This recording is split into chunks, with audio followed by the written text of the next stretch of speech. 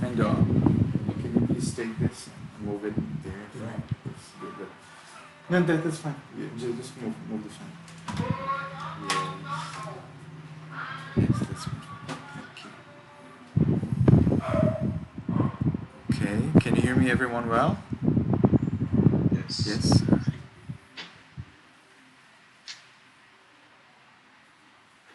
So I think I've missed the greeting.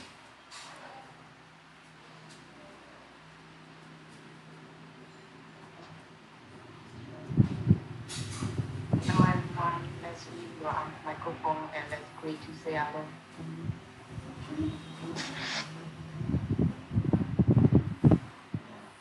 Hello Venerable Sir.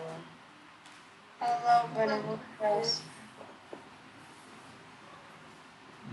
I didn't hear everyone. I hear like Mameji and Melanie. No one else. So let's try again.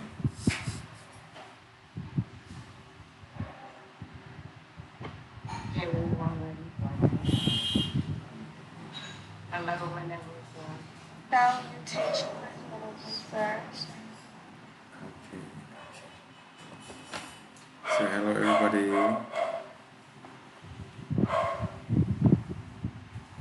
Kind of. I think I have my iPod downstairs. Yeah. Somewhere should be my iPod. You know, like this. Yeah. My iPod, do you remember?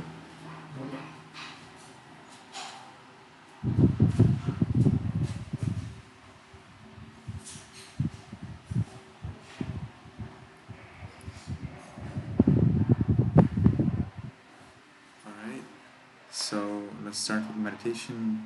You can sit in a comfortable meditation posture. Mameji, did you already play meditation for everyone? Mameji. We just started not long, so yeah, I just have it long, just right on, so. You joined.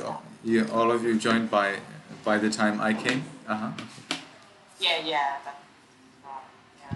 And plus we have a new student, the student, the LH1 or the new student. Yes, please introduce me to LH. Who's LH? Can you tell me? Who are they? Both of us are LH. Both of you are LH. What does it mean, LH? My name is Ling Han and she's Ling Ham. Okay. Can you please write the name in full in your Zoom name?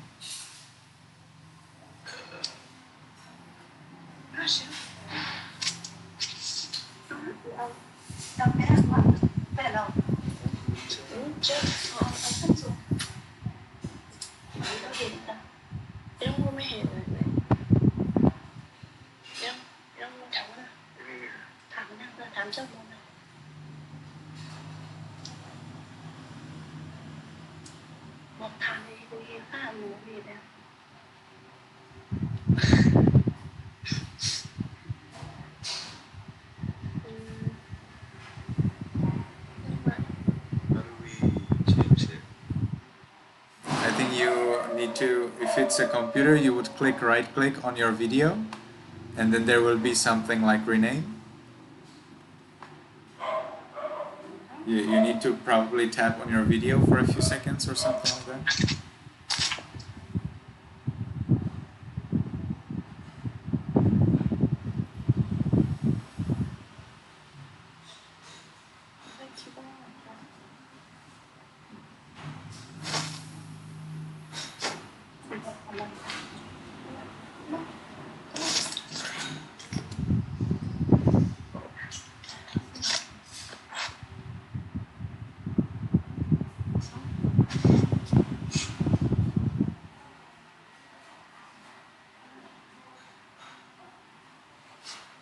Okay, that looks good. So where do you live? Lang Hom and Lang Han I live in Bowling Green, Kentucky. in Kentucky. Okay. I don't know where is Kentucky. Well, is that the eastern U.S. or the western U.S. or the northern or the southern? It is on the east. It's in the east. Okay. Is it in the between Virginia and New York, or is it between Florida and Virginia? It's between Ohio and Tennessee. That's great. So I'm not asking anymore. Fine. So we can sit in a comfortable meditation posture. I like to see everyone's legs, hands, and face so that I can check that your sitting posture is correct. For example, for Tushonle, I don't see her face. I think she just needs to tilt the video so I can see. Marinda the other way, but Marinda doesn't have it easy.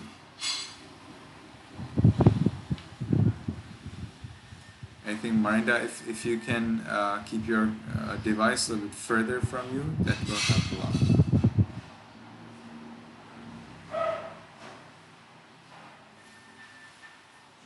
Okay, that's good. And now I know that Marinda is not sitting in the right posture. Marinda, you cannot sit in this posture. This is not a suitable posture for meditation. Do you see, for example, how Melanie is sitting? Then that posture is good. Can you sit in that posture? Marinda, I'm talking to Marinda. Marinda, do you see how Melanie is sitting in meditation? Marinda, can you hear me? Marinda. Yes, this is also fine. This is pretty good. Nice. Tushon Lee, I don't see your legs, so I cannot check it well. So, yes, alright, now it's better. It's very difficult for two people to be in one camera. So if there is a possibility for Lang Hom and Lang Han to arrange for next time camera for each person, that would be much easier. Because I need to see your legs, hands and face, and if I do not see them completely, I'm not sure whether you're sitting properly. So please sit a little bit further from camera. Okay, now I see that neither of you is sitting in the proper posture. Can you please be inspired by Caitlin or Marinda or Melanie? Look, see how they're sitting and see if you can follow that. Okay, Lang Hom seems to be fine. For Lang Han, not yet. I think Lang Han can. Lang Han is the gentleman and Lang Hom is the lady. Is that right? Yes. So Lang Hom is not sitting perfect. I think that, no. Lang Han is fine. Now Lang Han said in a different way. So can you please keep both your all your calves and feet all on the floor? Can you do that? Can you sit in such a yes, that's right. Now the gentleman is sitting right. Now the lady could sit better. The lady still can make improvements. Is he your brother? Is he your brother? Yes. So can you please look at your brother? Yes. No, that's fine. Not exactly. You're there having the toes under the calf, so you need to hide them. Yes. And try to keep, yes. As the time goes, gradually your knees will go lower and lower and lower until they are right there at the floor, like you can see with Marinda or with Caitlin. They're sitting like professional yogis. So gradually, as you sit more and more, your knees will go down and touch the floor eventually. Okay. So this is fine. Now you're ready to meditate. And as you're sitting in a comfortable meditation posture, Make sure your back is erect. Tushonli, I'm not sure if this is fine place for you because you're on the bed and your torso is, this part is always heavier than just the legs, you know. And if you're sitting on the bed, then this part will go down and the legs will be up. So in the end, you will end up falling down. So it's better if you can sit on the floor. Yes, very good. Okay, that looks very good. Now I think if you can keep the camera a little bit further, or you yourself go a little bit further. All right, that looks good. Now, if can you tilt the camera a little? Mm-hmm. Mm-hmm. Very good. Very good. So, as we are sitting in a comfortable meditation posture, we will keep our eyes open, but we will see the floor right in front of us. So we are not looking at the videos, we are not looking here and there, we will just see the floor in front of us. See if you can restrain, if you can control, get power over your mind, and to just see the floor in front of you. And we will make a determination for the practice. What will we actually do now? So in our minds, voicelessly, we will make a decision, strong decision. From now on, for 10 minutes, I will meditate on muscles and radiate loving kindness without any movement. From now on, for 10 minutes, I will meditate on muscles and radiate loving kindness without any movement. From now on, for 10 minutes, I will meditate on muscles and radiate loving kindness without any movement. And with that determination, we can gently, lovingly notice the flat piece of flesh at the top of the head. Let's allow it to be heavy and changing.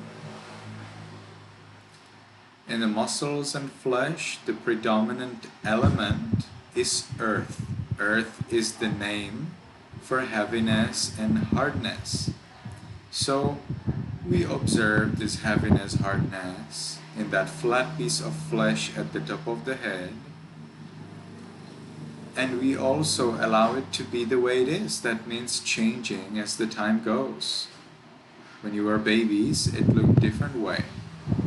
When you will get 90, 100 years old, it will also look a different way. When you die, it will also look a different way. So we acknowledge, we accept its changes.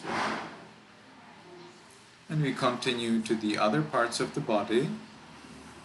And we are curious about this heaviness and change. You don't have to feel it or experience it, although you may, but that's not the aim here. What we want is the acceptance, the permission for the reality to be the way it is. This will help us later when there are more difficult things to accept. So now we are learning to accept easy things. Later it's easier to accept the more difficult things. All right, so we are now at the forehead.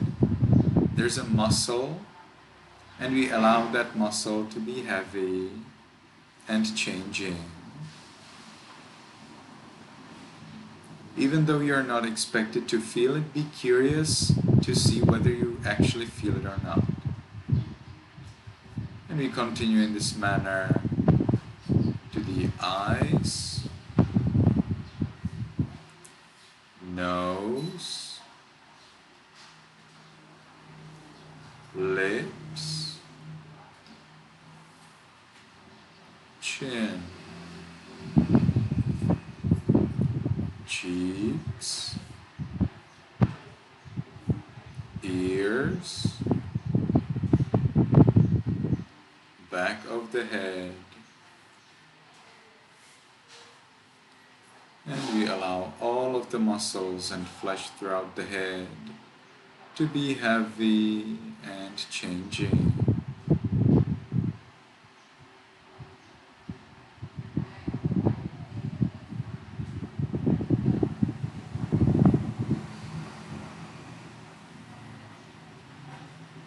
We continue to the neck, shoulders, arms, elbows, forearms, wrists, palms, fingers, tips of fingers, chest, abdomen, back, and we allow all of the muscles and flesh throughout the upper part of the body to be heavy and changing.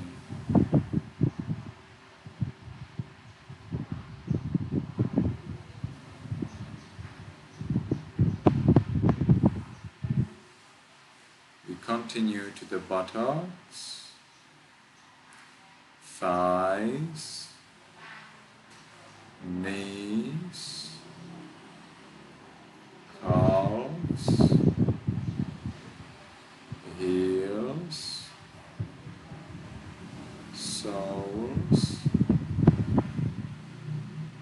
toes, tips of toes. We allow all of the muscles and flesh throughout the body to be heavy and changing.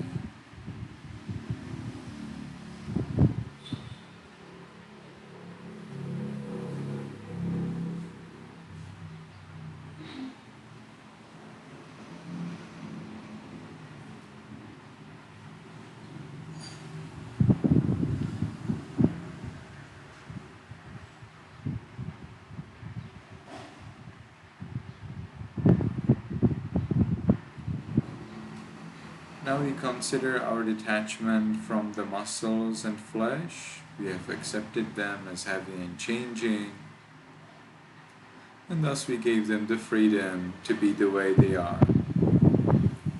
Now when you give freedom to something, that means you also achieve freedom. It is freedom from worry. So now, as we are free from worry about the muscles and flesh, let's observe that. How does this mind react to this freedom? Is it comfortable? Or do you have any thoughts, or pleasant, unpleasant feelings, or worries? Whatever is there, you're curious what's going on. And you can also label it like thinking, or pleasant feeling, or unpleasant feeling. Whatever is going on, give it some name and allow it to come, allow it to go.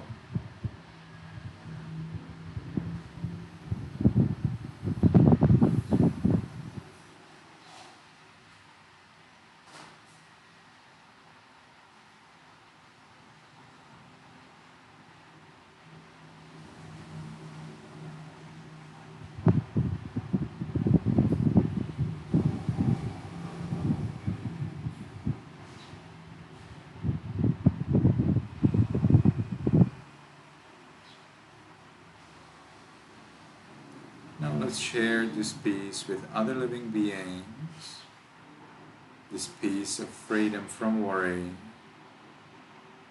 When we start in our room, we don't say anything out loud, only in our minds voicelessly. We can repeat a sentence and allow that all beings in this room experience at least as much peace as I am experiencing now. May all beings in this room be in peace. May all beings in this room be in peace.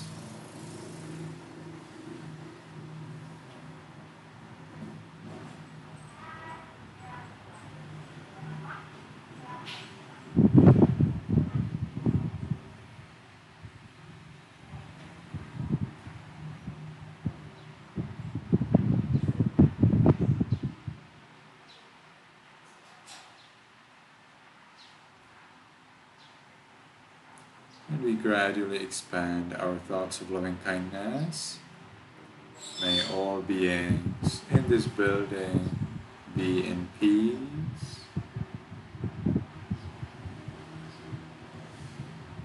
May all beings in this city or village be in peace.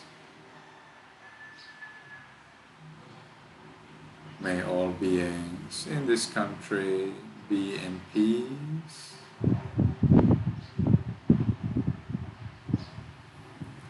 May all beings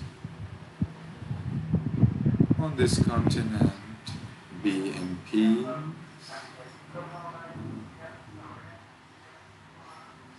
May all beings on this planet be in peace.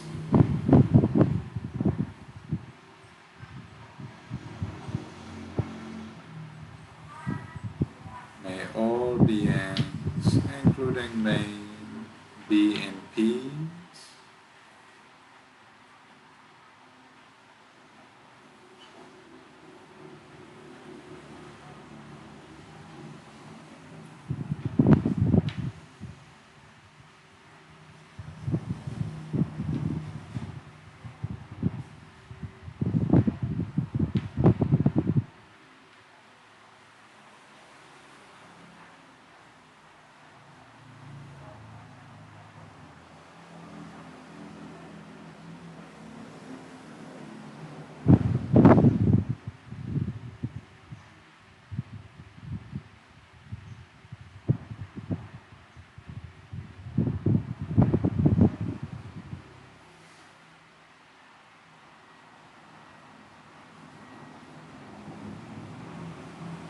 Now, because the time for this sitting is finished, let's make the last determination in our minds voicelessly.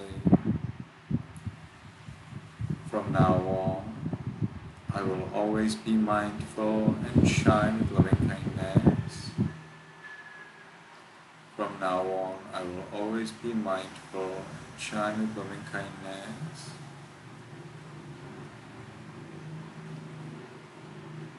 From now on, I will always be mindful and shine with loving kindness. And with that determination, we can slowly, mindfully change the way of our sitting.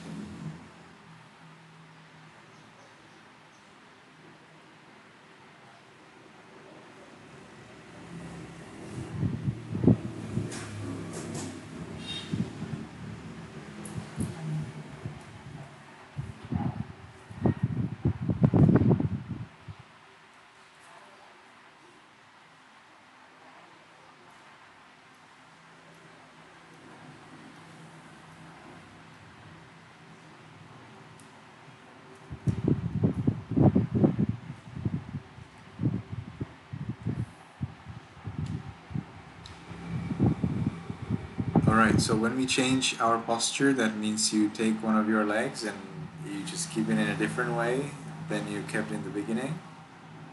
I see nobody has done it. So when you change your posture, you need to totally change your posture so that you sit, for example, like this. So when you were meditating, you kept your legs like this or like that. That's all fine. And then when you change your posture, you take your leg and you keep it by the side. Can you do it now? Yes, Melanie has done it very well.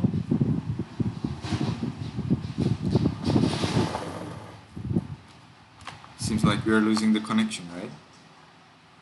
So can you change your posture? Now Melanie has changed her posture well. Can everyone else do it too?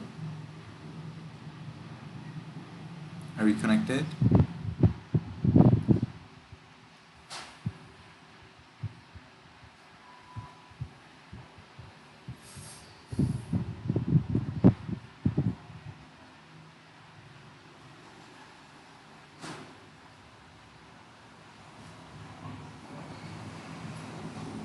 So, can you hear me? I think we lost the connection. Are we connected?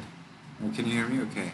So, when we finish our meditation, you always need to change your posture. You need to keep your legs in a different way. So, I explained, but we lost the connection, so I'll explain again.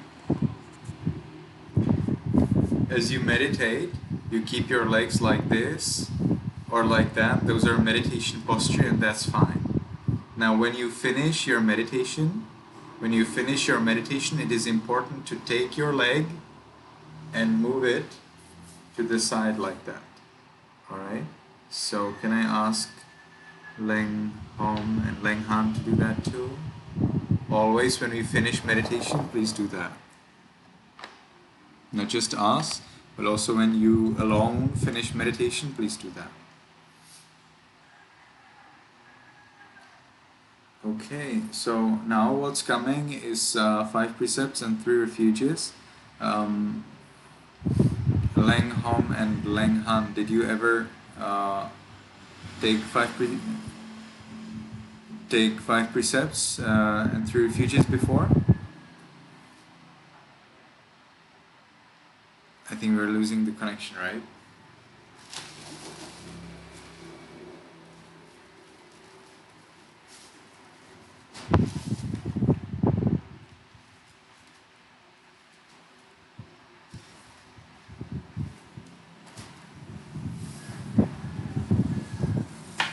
Yes, I see we're losing the connection a little. So just a moment, I'll try something else.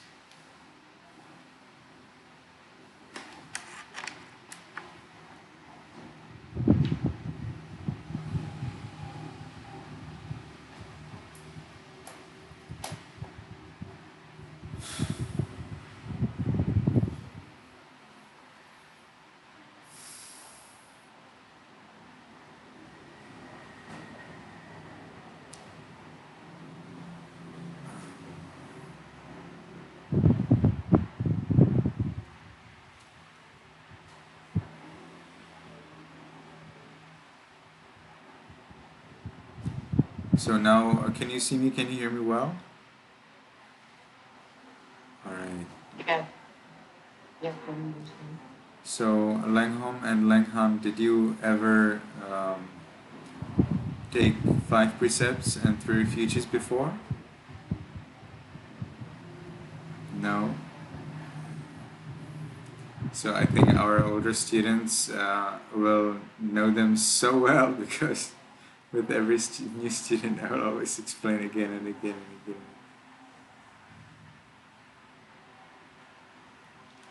So 5 precepts and 3 refuges is the basic knowledge. It's the basic knowledge for all lay people in Buddhism, and it's very good for you if you can memorize them. So we recite them every week. It may be a little bit difficult for pronunciation because it's a different language. It's necessary to recite them in the Pali language, but it's the basic knowledge, and most of Buddhists actually know it very well, and they know it by heart.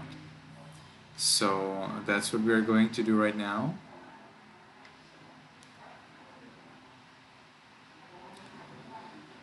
Okay, so there they are. I'm not sure whether you have the paper with the 5 precepts and the translation. Mameji can send it to you. I think I can also send it to you easily. Yes, I apparently can. It's coming.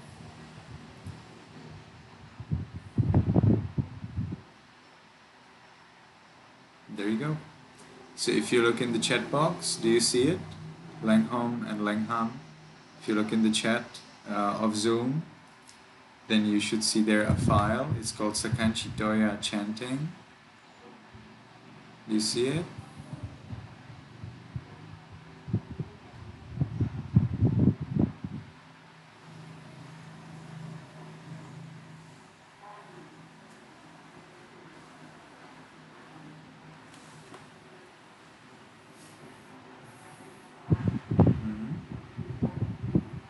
Can you see it? Did you find it? No? So there should be a chat box in Zoom. I'm sure you have received it because I have sent it to everyone. Caitlin, can you see it in the chat box? Caitlin, can you see the file I've sent in the chat box? Yes. And Melanie, can you see it?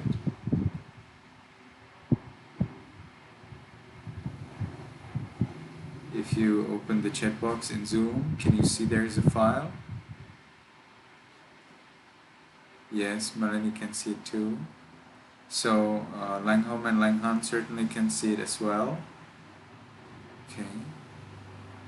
So you just need to open the chat box in Zoom. There will be something like chat or something. What is the device you use? Is that an iPad? Yes. Who else is using iPad? No one is using iPad? Marinda, are you using an iPad? Yes. Marinda, can you help them please to find the chat box? There should be a more button on the top right, and then the first button should say chat.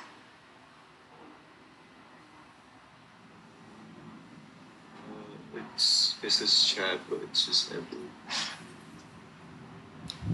Sorry, it says chat, and then what does it do? It's empty. But you see it empty. Can you send there a message? Can you write there something like hi or something like that? Okay, I've got it. So I will send it to you. I'll try to send it again, and then you will see if you see it.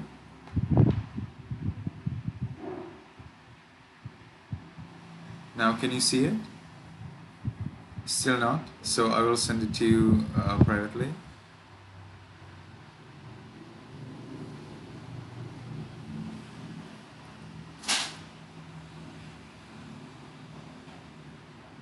Maybe your security settings do not allow that.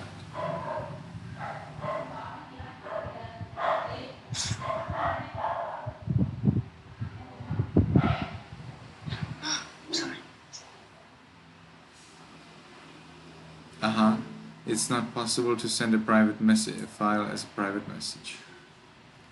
So I think your security settings do not allow it. Then that means that Mameji may like to send it in Viber. Yes. Now you found it? No, I think you should send it on. Yes. Mameji, do you think you can send it in Viber? Yeah, sure. Yes, thank you. Alright, so let's look at it.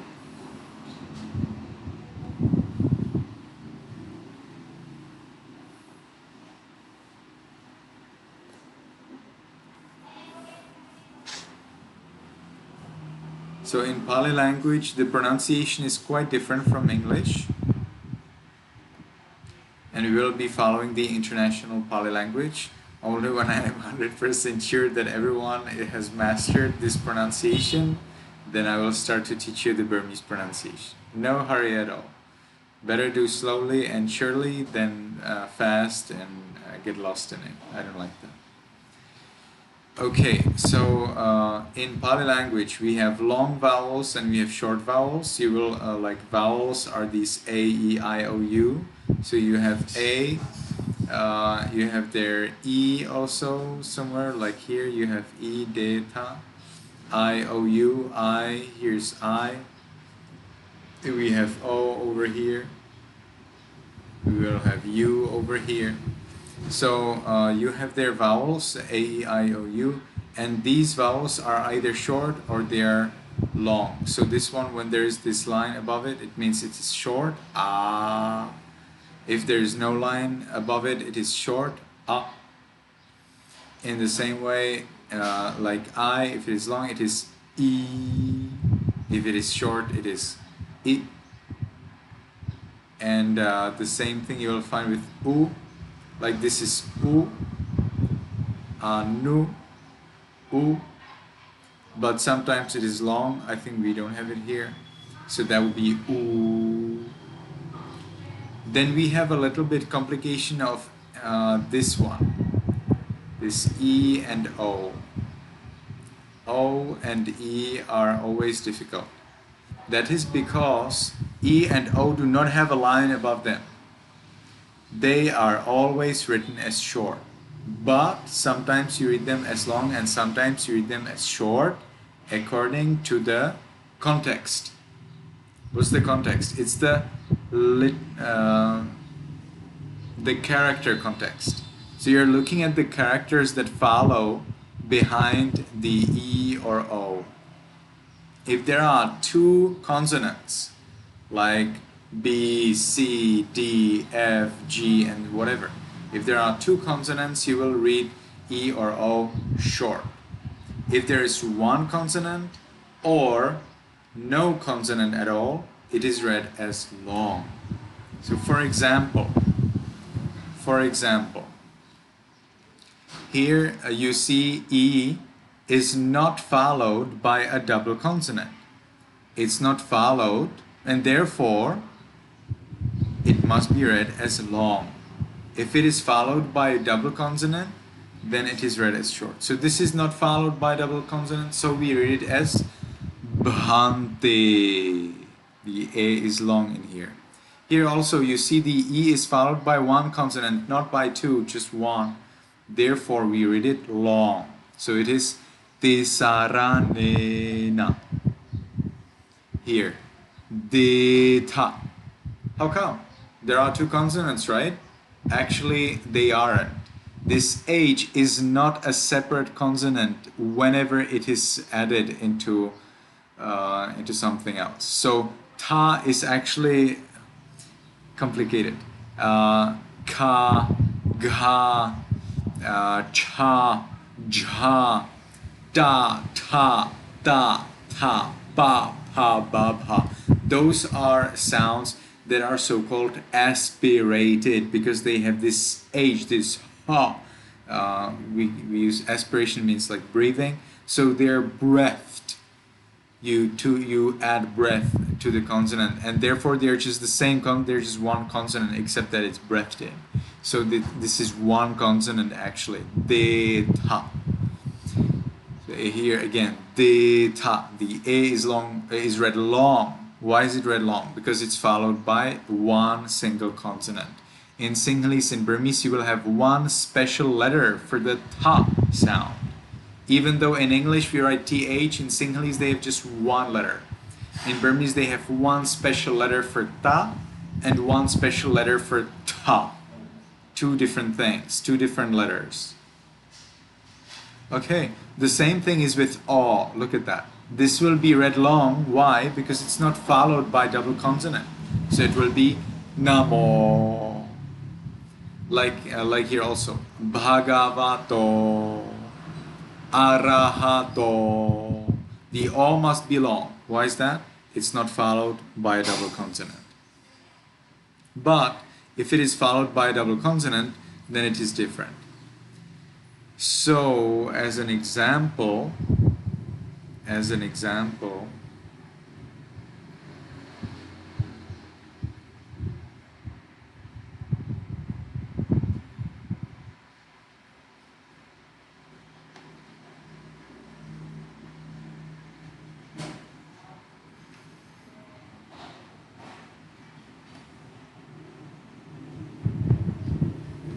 so I do not see an example of a double consonant following.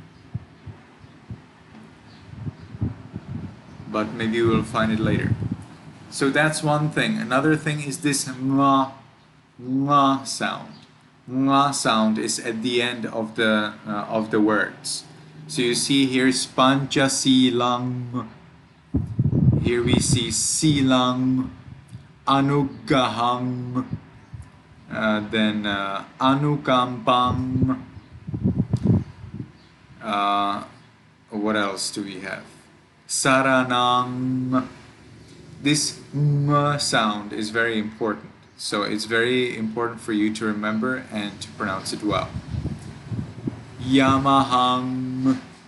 This ng sound is very important. Okay, well, what else? Double consonants. Here we have a double consonant, and we read the double consonant by getting stuck.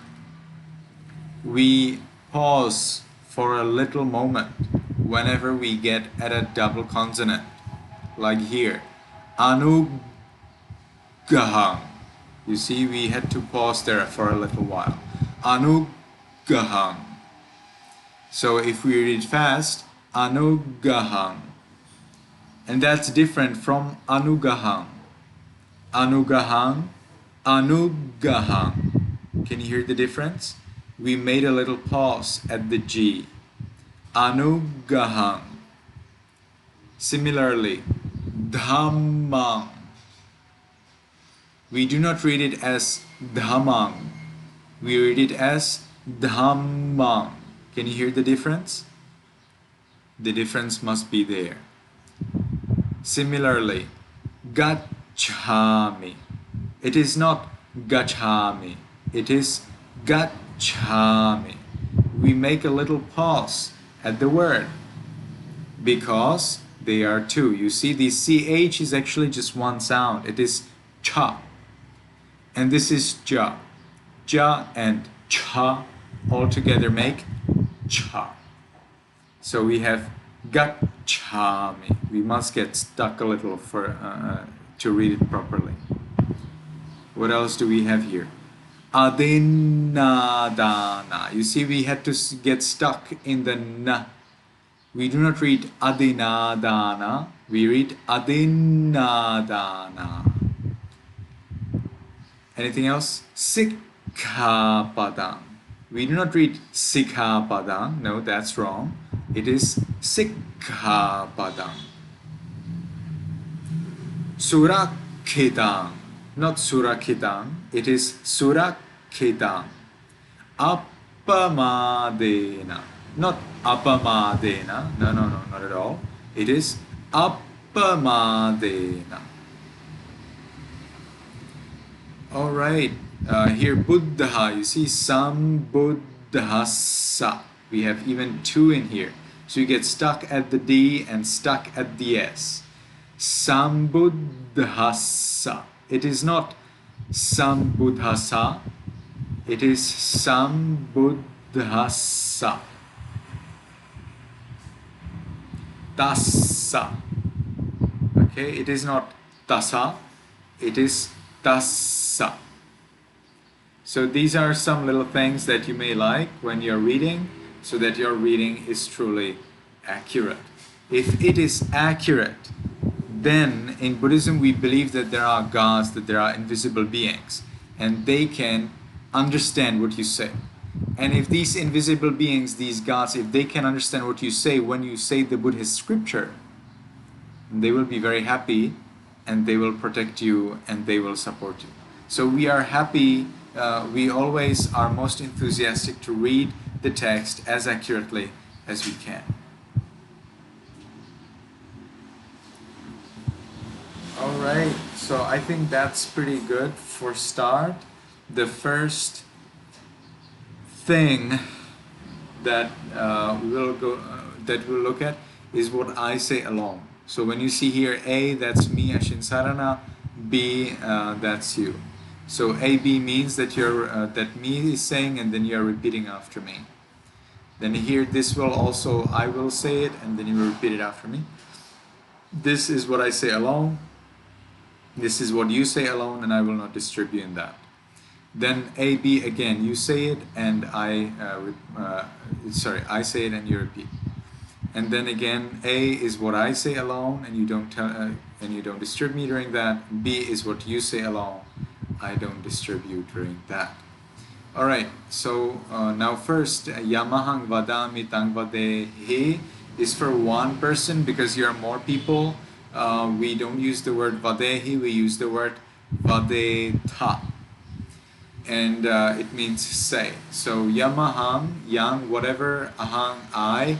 Vadami, say, tang, that, vadehi, you say. Whatever I say, that you say. In other words, repeat after me. So you can then reply, Ama bhante.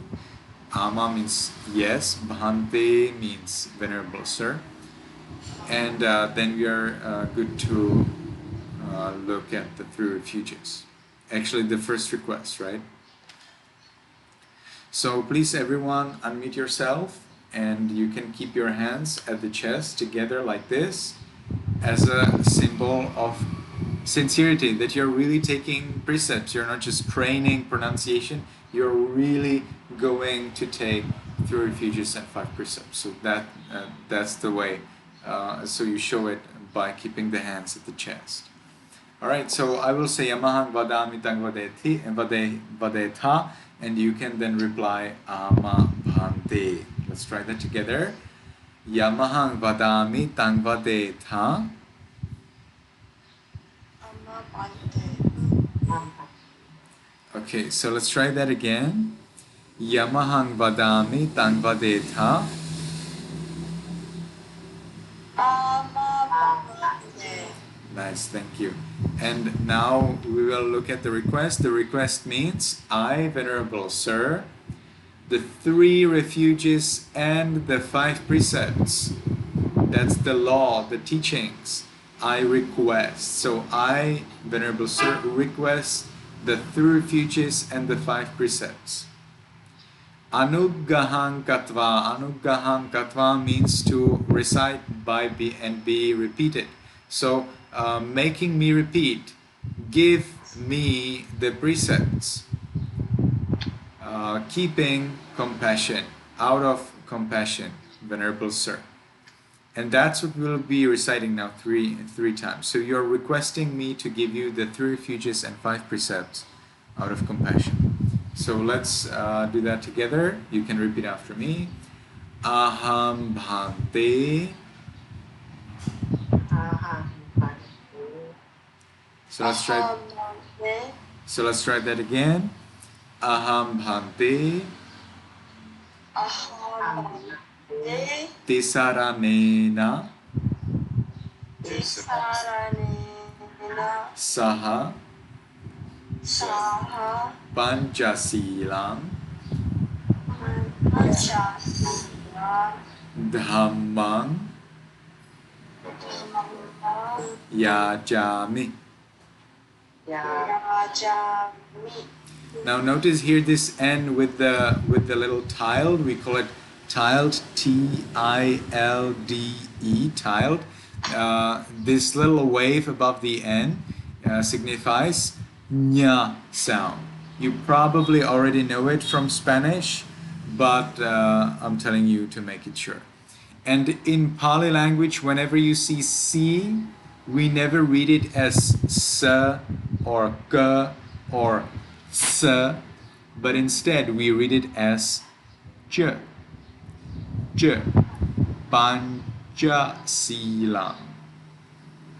So let's continue. Anugahang katva silang detha me bhante anukampang upadaya. So now for the second time, and means dutiyampi, and then we will see for third time tatiyam. So let's look at the second time. Dutiyampi aham bhante tisaranena saha panchasilang dhammang yajami. Anugahang katva silang detha me bhante anukampang Upadaya. Now for the third time, we say tatiyampi. Tatiyampi means for the third time. So let's try that together. Tatiyampi. Aham bhante. Tisaranena. Saha. Panchasilang. Dhammang yajami. Anugaham. Gatva. Silang detha. Me bhante. Anukampang. Upadaya. So now what comes is the bow. We are paying respect to the Buddha. So the paying respect of the Buddha now in words, I may show you how to do it by the body for Lenghom and Lenghan. But for the time being, we keep it with the words. It means a bow. Namo actually means a bow, a worship. Tassa, to him. That's why this must be short. It is not tassa. It is short. Tassa. If it is tassa, it would be to her. It is tassa. It means to him. Bhagavato means the powerful one. Arahato, the one who is worthy of offerings, of donations. Samma means rightly, correctly. Sambuddhassa. Sam means completely, entirely. Buddhassa means the one, to the one who is awakened, to the one who became enlightened. Now, Buddha is really coming from the word buddhati, to wake up. But this one has a metaphorical meaning, a symbolical meaning. And Buddha doesn't mean that he woke up from sleeping. It means he woke up from the ignorance of impermanence, unsatisfactoriness, not self. From the ignorance of thinking, of not knowing, yes, the ignorance of the Four Noble Truths. The Buddha achieved the wisdom, the knowledge, gnosis. That's why you say ignorance is coming from gnosis. Gnosis is knowledge. I means know. So ignorance, not knowledge. And then you have gnosis, that's the knowledge. So ignorance, that's what the Buddha awakened from. And the Buddha awakened from ignorance into gnosis, into knowledge. And that is what we call Buddha. That means awakening. Or we would say Bodhi is awakening and Buddha is the one who is awakened. Bodhi, B-O-D-H-I, Bodhi. So that's awakening. Buddha, B-U-D-D-H-A, that's the person who is awakened. Sam means completely. He entirely, thoroughly, perfectly awakened himself into the reality of the world, into the reality of the Four Noble Truths and the three refuges and the three characteristics of impermanence, unsatisfactoriness, and not self. So let's do that together. Let's keep our hands at the chest, and we can recite that little by little. So you can repeat after me. Please repeat only the portion that I recite. Namo Tassa Bhagavato Arahato Arahato Samma Samma Sambuddhassa. Sambuddhassa. Namo tassa Namo tassa. bhagavato arahato samma sambuddhassa. Namo tassa bhagavato arahato samma sambuddhassa. Now what comes are the three refuges. So you take the three refuges in the Buddha, Dhamma, Sangha. What does it mean? A refuge is a place where you are safe. It's a place that you seek, that you search to get free from suffering. Refuge is a place, that's the goal, that's your target, where you want to go, where you want to get, so that you are free from suffering. And in Buddhism we recognize three such refuges, which are the safest of all. And they are the refuge of the Buddha, the Buddha's teachings, we call it Dhamma, and the community of monks, we call it Sangha. So the Buddha, how is the Buddha safe? Well, the Buddha is safe because he teaches the Dhamma, he gives you the guidance to achieve safety of Nibbana, of freedom from birth, old age, sickness and death. Freedom from greed, hatred and ignorance. Dhamma, the Buddha's teachings, is also safe. It's the safest of the refuges. How is that safe?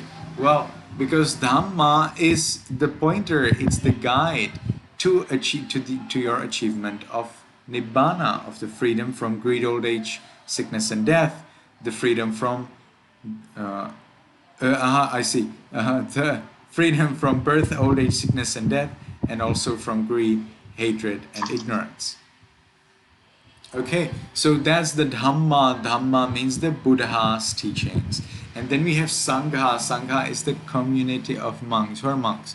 Monks are the disciples of the Buddha who dedicate their life to following the Buddha's teachings in homelessness. That means monks are not in possession of a home. And home means a place where you have a wife or a husband and you have their kids. That's what's meant by home. Monks do not have a home where they would have a wife or kids. Monks instead live in monasteries or under trees or in caves or in forests or in the plain, and they meditate, dedicate themselves to learning, practicing, teaching, sharing the Buddha's teachings. So Sarana. Sarana are these three refuges, the Buddha, Dhamma and Sangha. So we all take the refuge in the Buddha, Dhamma, Sangha because we all want safety and we want to get free from the suffering of birth, old age, sickness and death. And that's what's coming now. So you can keep your hands together at the chest and you can repeat after me. Buddhang Saranang Gacchami Dhammang Saranang Gacchami Sanghang Saranang Gacchami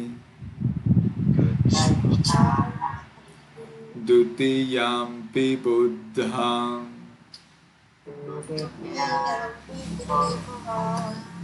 Saranang gacchami.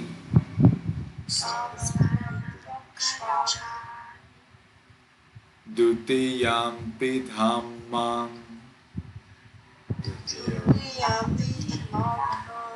Saranang gacchami. Dutiyampi sanghang.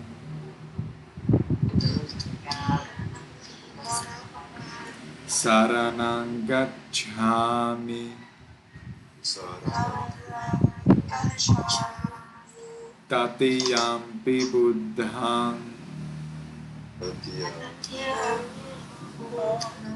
Saranang gacchami. Tatiyampi dhammang. Saranang gacchami. Tatiyampi sanghang. Saranang gacchami.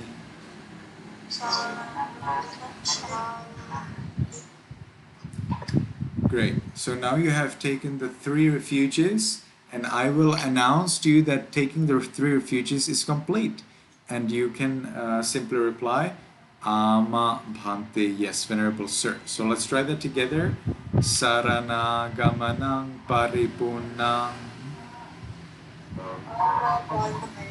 Yes, very well. So now come the 5 precepts. So the 5 precepts are the first of the pieces of advice.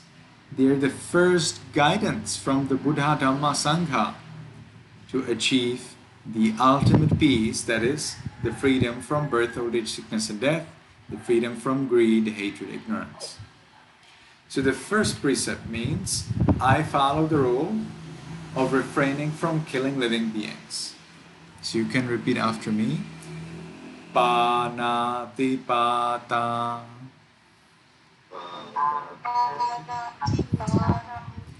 Veramani. Sikkhapadam. Samadhiyami. The second precept means I follow the precept of refraining from taking what is not given, which means we never steal. Adinadana.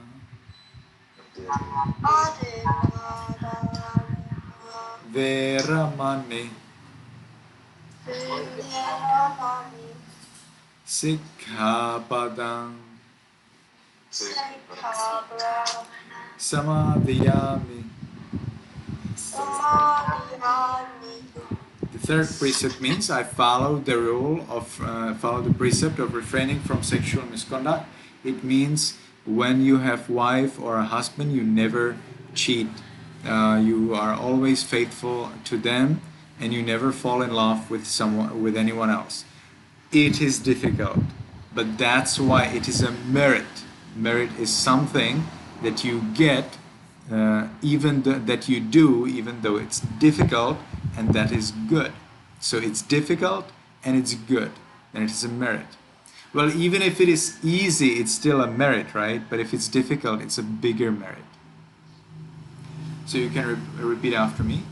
Kamesu. Micchācara. Veramani. Sikkhapadam. Samadhiyami. The fourth precept means I follow the precept of refraining from false speech. It means we never tell a lie. Even if someone will not like us for that, even if we lose a friend, we never tell a lie. Musavada. Veramani. Sikkhapadang Samadhiyami. The fifth precept means I follow the precept of refraining from drinking alcohol and taking drugs. Sura meraya.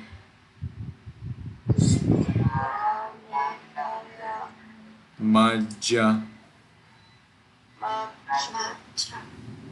Samadatthana.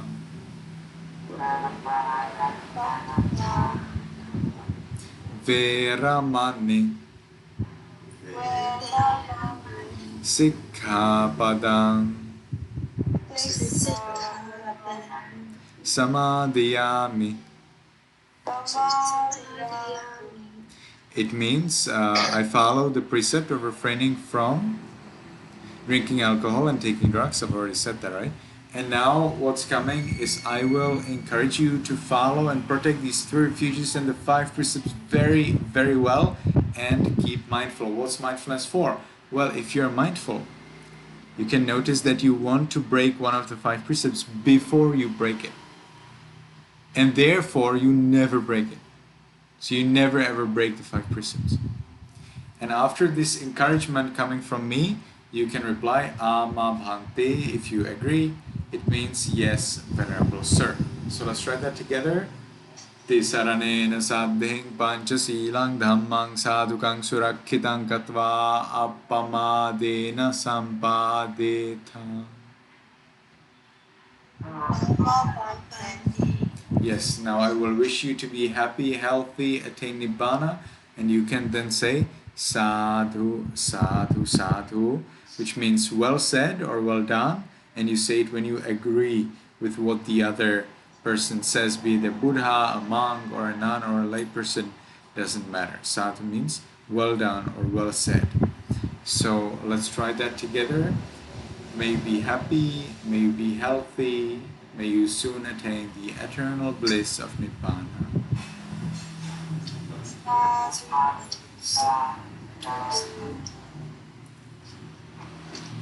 Very well. So I think this was more than enough. We are over time anyway. Does anyone have any questions regarding the pronunciation, regarding the precepts, the refuges, anything? Yes, Melanie? I'm not sure today if I accidentally broke the 5th precept because I drank kombucha, which is a fermented drink, which means that it has like a really low amount of alcohol, but it's not considered alcoholic, so I'm not sure if I'm still allowed to drink it, because even if I drink it, I won't get drunk, but I know that it still has alcohol in it. Yes. Did you drink it? Very low amount. Did you drink it as a medicine for a sickness that you have, or did you just drink it for any other reason? At school, my stomach was kind of hurting, so I wanted to drink some tea, and I saw that it said tea, but I didn't realize what kombucha meant. So at school, I drank it, and it tasted weird, but I still liked it because it tasted like soda, kind of. Yes, actually, because you drank it on a stomachache or whatever was the difficulty, it is not breaking the 5th precept. If you drink alcohol that's mixed with something else in such a way that it doesn't taste like alcohol, and it doesn't look like alcohol, and it doesn't smell like alcohol, but most importantly, it is used as a medicine for some illness, then it is not breaking the 5th precept, even for monks, even for the strictest monks. So kombucha is fine for as a medicine, but drinking it just for fun, or even as a preventative medicine, do you know what's that? To prevent, from disease in the future, that would be breaking the 5th precept. So in my monastery, I prohibit kombucha. What about vanilla extract? Because I know vanilla extract is made from alcohol too. Then we are running into the percentage problem.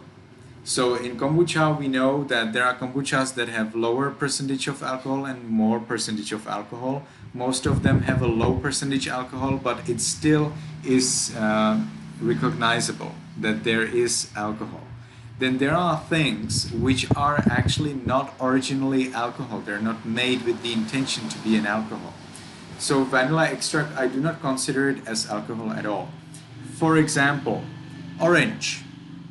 Whatever you imagine as an orange, an ordinary orange, any kind of orange, contains alcohol. But the amount of alcohol in an orange, in a fresh, good orange, is so little that it really doesn't matter. You have alcohol in so many things that are perfectly natural and nobody would ever think that there's an alcohol. But there is. And it's too little to consider it as alcohol.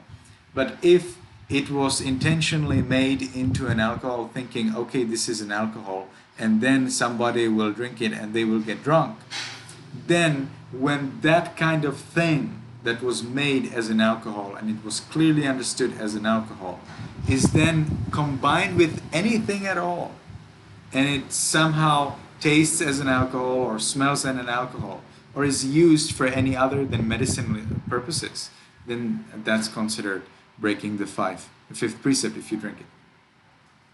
Interesting thing is that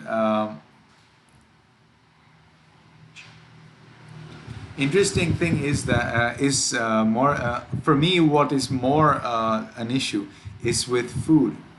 What if you put alcohol into food? Like in Japan, they like to add alcohol into food a lot. Although in modern times, in the modern Japanese cuisine, they do not put so much alcohol there. They have, sake, they call it, I think, sake. And sake, you get alcoholic sake and non-alcoholic. It's a kind of like,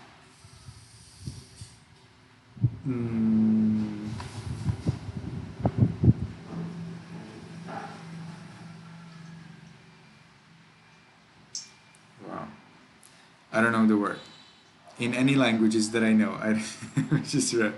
Okay, whatever. So sake is something that you put into food to add some taste into it, and they really love to use it. And you can use alcoholic, you can use non-alcoholic, but traditionally they always put some alcohol into food, into rice, to add there some nice taste. And in the West, now we have, for example, tiramisu. Tiramisu is a sweet thing. Probably every one of you already had some kind of tiramisu. And tiramisu sometimes contains alcohol and sometimes it doesn't. And commonly when you buy it in a shop, it does have alcohol. You will have to check the contents. You will see alcohol contains alcohol. It will be written there very clearly. Because usually pregnant ladies would not like to have alcohol, even though they don't follow 5 precepts. They would not like to drink alcohol for the benefit of their child. And that's why by the law it must be written on the package, so you can actually find out. We will not, it is not suitable to eat something with alcohol. Interestingly, monks have prohibited only drinking alcohol. We do not have prohibition of eating alcohol. For lay people it's not so. So actually, paradoxically, monks have it easier.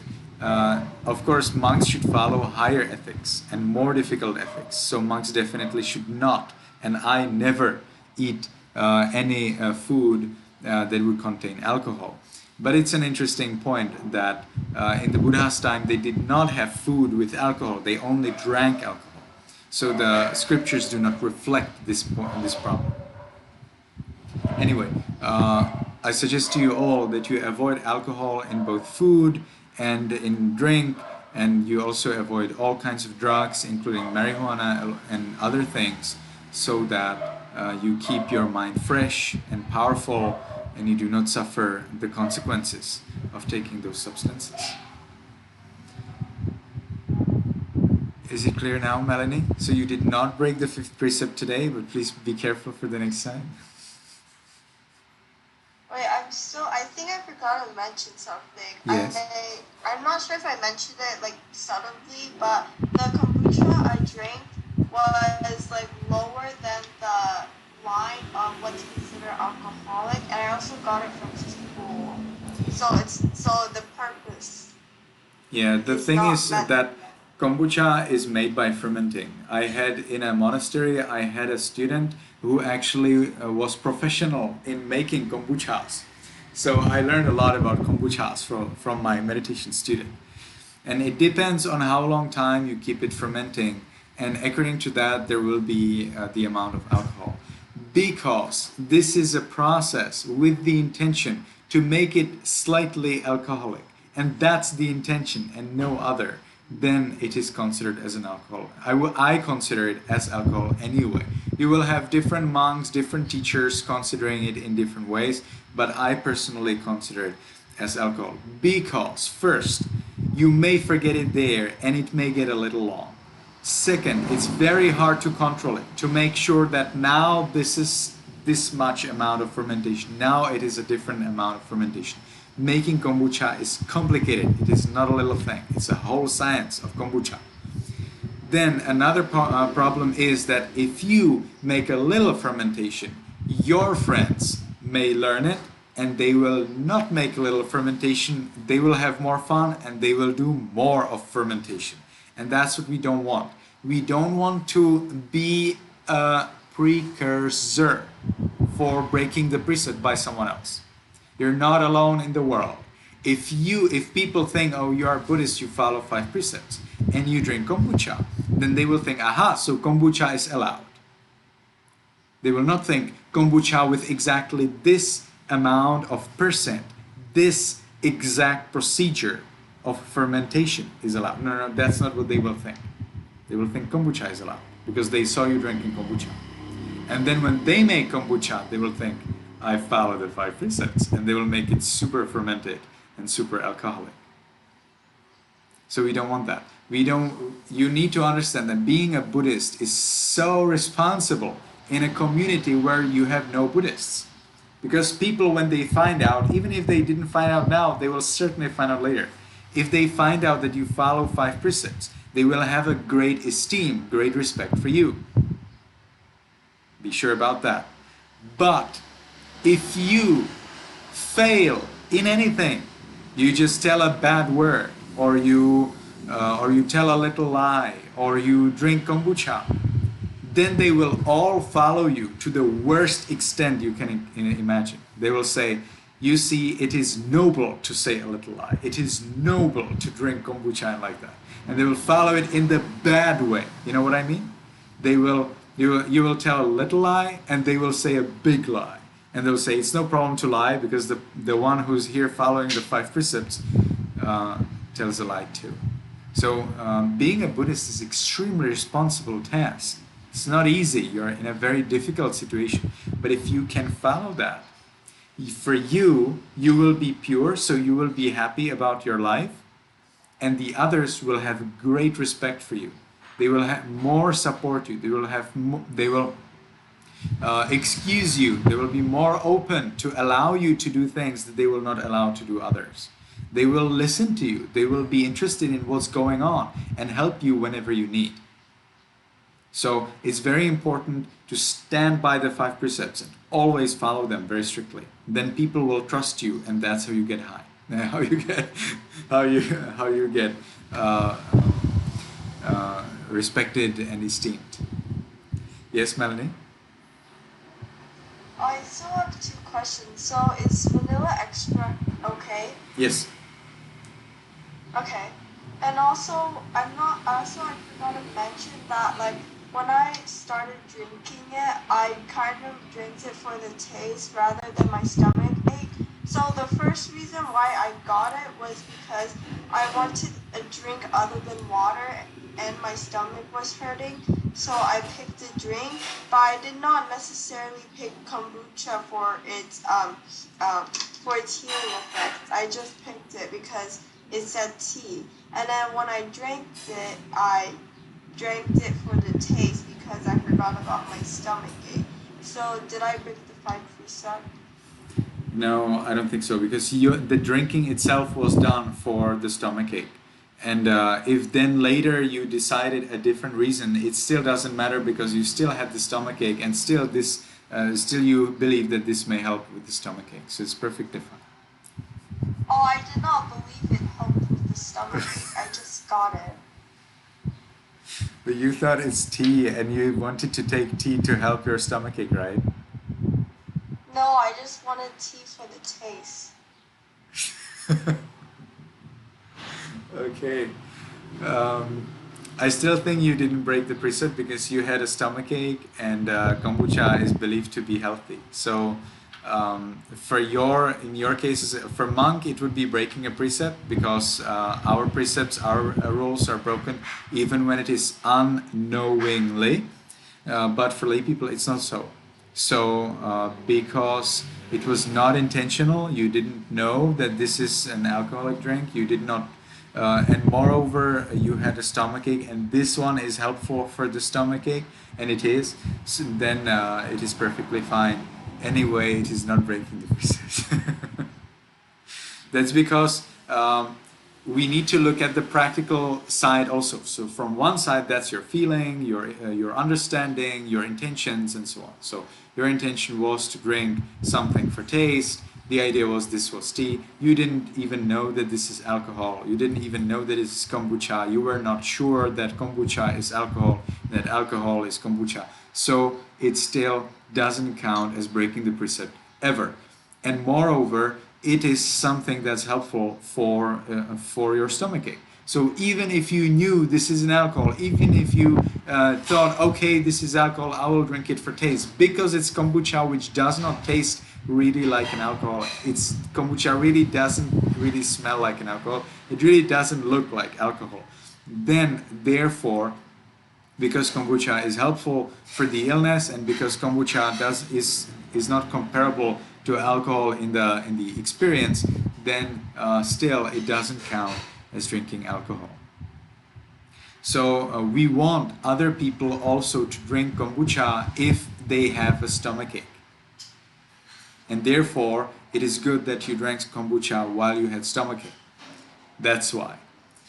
And next time when you have stomachache, then drink kombucha for the stomachache and not for taste.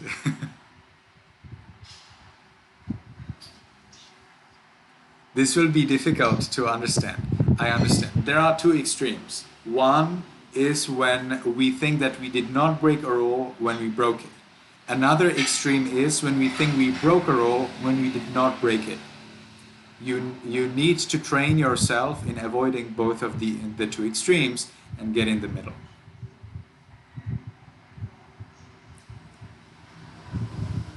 All right. Anyone has any question or concern about that? If you have ever broken any rules, then that's the way it is. How do you want to change it now? It's gone. There is no way how you can change the past.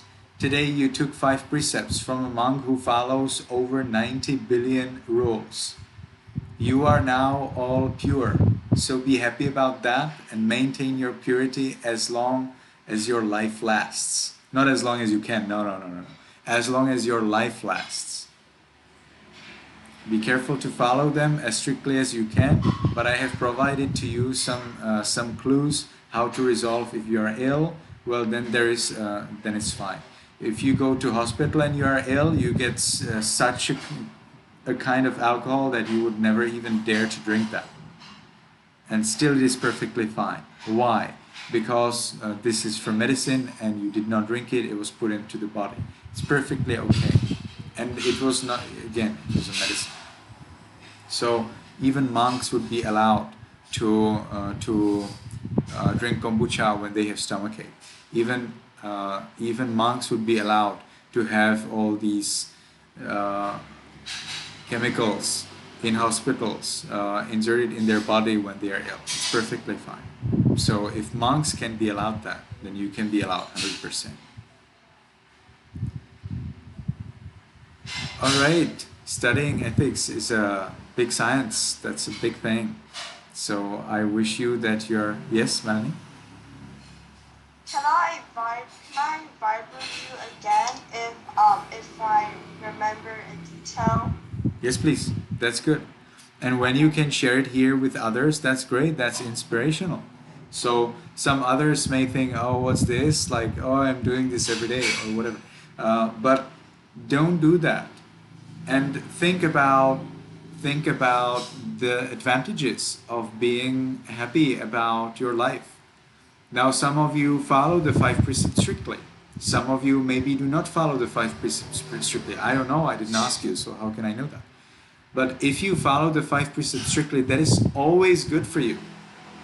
If you do not follow 5 precepts strictly, that is never good for you. It is still better that you try to follow them, but it is not enough. What is the main meaning of following 5 precepts? Well, to be happy. That's the number one thing. But then what does it mean to be happy, right? So if you follow 5 precepts, then you are happy with yourself. And you can be happy with yourself in this life, but also in the next life. Today, you know what I read today? I'm thinking whether I should share with you what I read today. But I will share it with you. If you have, it's a long text, but it's so interesting that I think you will actually read it. So this text, let me see if I can get that somewhere. No.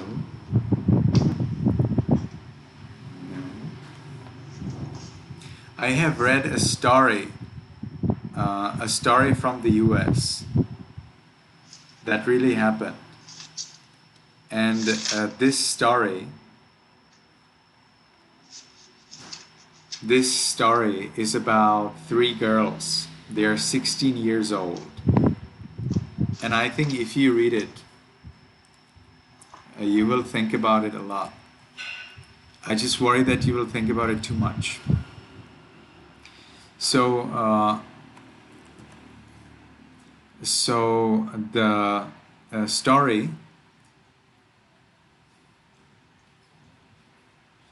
in that story, there are 3 girls, and 2 of the girls murder their friend, the other girl.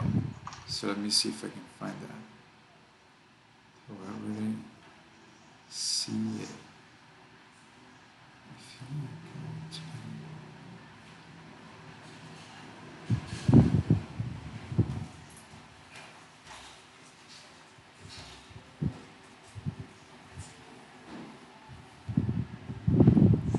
Oh, there it is.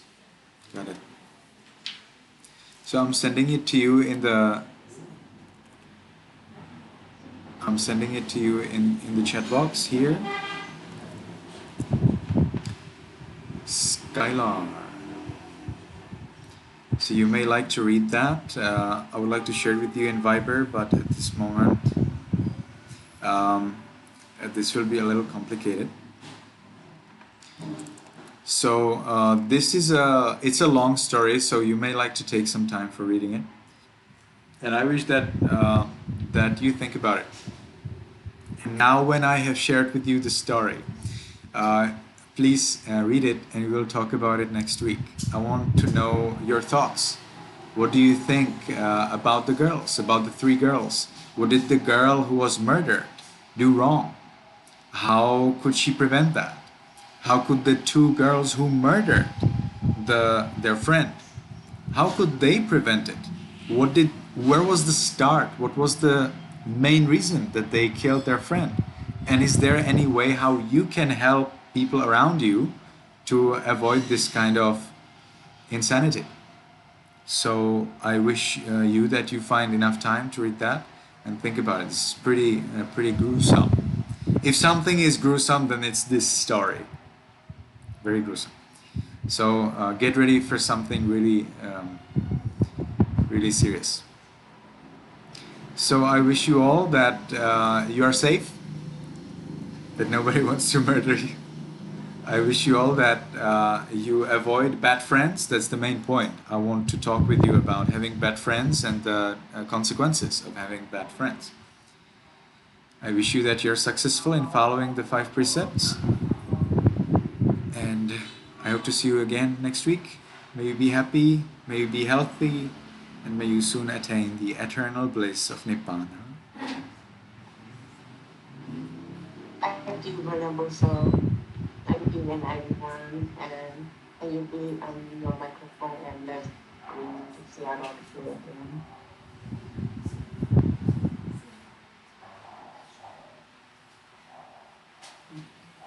Thank you, Venerable Sir. Bye-bye.